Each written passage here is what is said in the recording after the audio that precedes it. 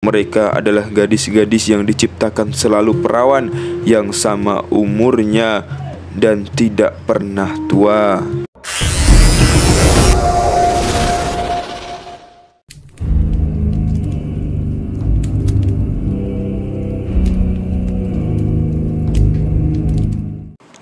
Bismillahirrahmanirrahim. Assalamualaikum warahmatullahi wabarakatuh. Alhamdulillahirabbil alamin. Assalatu wassalamu ala nabiyyina wa habibina sayyidul anbiya'i wal mursalin sayyidina wa maulana Muhammadin ibni Abdullah ibni Abdul Muttalib wa ibni Hashim. Sahabat Z Channel rahimakumullah, alhamdulillah kita berjumpa lagi di Z Channel, channel yang membawakan kisah-kisah luar biasa Islam.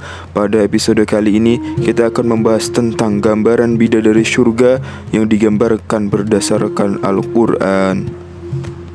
Allah subhanahu wa ta'ala telah menjanjikan bidadari surga sebagai kenikmatan bagi setiap hambanya yang bertakwa dan beriman. Dan bidadari diciptakan tanpa celah, tiada bandingannya jika bersanding dengan perempuan-perempuan yang ada di dunia, karena bidadari surga tidak memiliki masa yang memudarkan kecantikannya, sebagaimana firman Allah Ta'ala dalam Quran Surah Ar-Rahman ayat 70.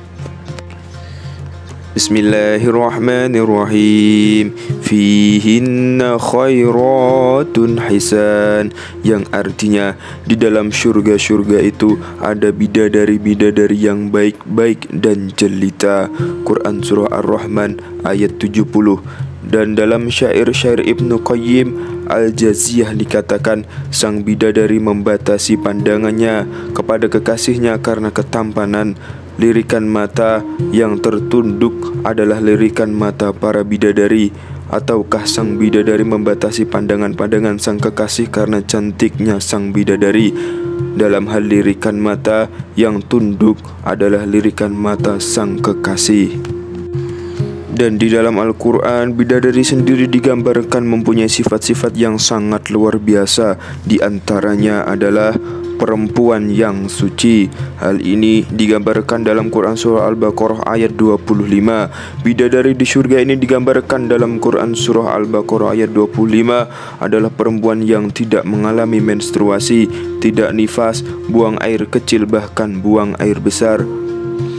Keluarnya ingus dan kotoran wanita yang ada di dunia lainnya. Selain itu, hatinya suci dari akhlak buruk, lisannya dijaga dari kata-kata kotor, cintanya suci karena hanya tertarik kepada suaminya. Demikian pula pakaiannya suci dari najis dan kotoran.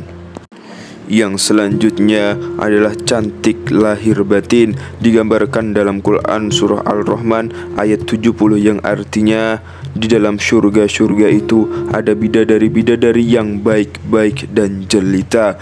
Di dalam Quran Surah Ar-Rahman ayat 70, Allah berfirman bahwa di surga terdapat bidadari-bidadari yang baik akhlaknya lagi cantik parasnya. Terkumpul kecantikan lahir dan batin pada bidadari-bidadari surga tersebut. Yang selanjutnya yaitu dipingit di dalam rumah.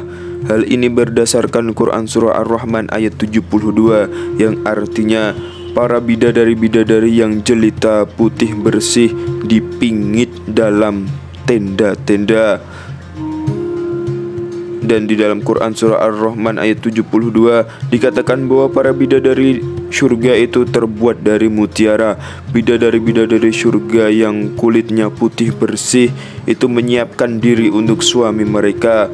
Mereka pun hanya keluar untuk berjalan-jalan di kebun dan taman-taman surga seperti para putri-putri raja. Yang selanjutnya yaitu menundukkan pandangannya. Hal ini berdasarkan Quran Surah Ar-Rahman ayat 56-58, yang artinya di dalam surga itu ada bidadari-bidadari yang membatasi pandangan, yang tidak pernah disentuh oleh manusia maupun jin sebelumnya. Maka nikmat Tuhan manakah yang kamu dustakan? Seakan-akan mereka itu permata, yakut dan marjan. Bidadari-bidadari di surga digambarkan dalam Quran Surah Ar-Rahman ayat 56-58. Mereka menundukkan pandangan dan hanya terpusat pada suami mereka. Mereka tidak memandang pria lain serta tidak tertarik selain kepada suaminya. Selain itu mereka juga menjaga untuk tidak keluar rumah untuk mengumbar aurat pada pria selain suami mereka. Yang selanjutnya yaitu berbadan indah dan sebaya. Hal ini berdasarkan Quran Surah An-Naba ayat 31-33 yang artinya sesungguhnya orang-orang yang bertakwa mendapat kemenangan, yaitu kebun-kebun dan buah anggur dan gadis-gadis remaja yang sebaya.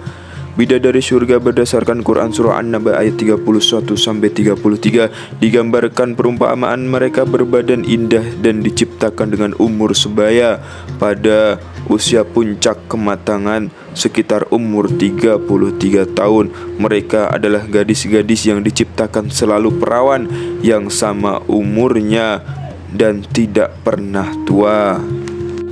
Yang selanjutnya yaitu bidadari-bidadari surga belum pernah ada sebelumnya.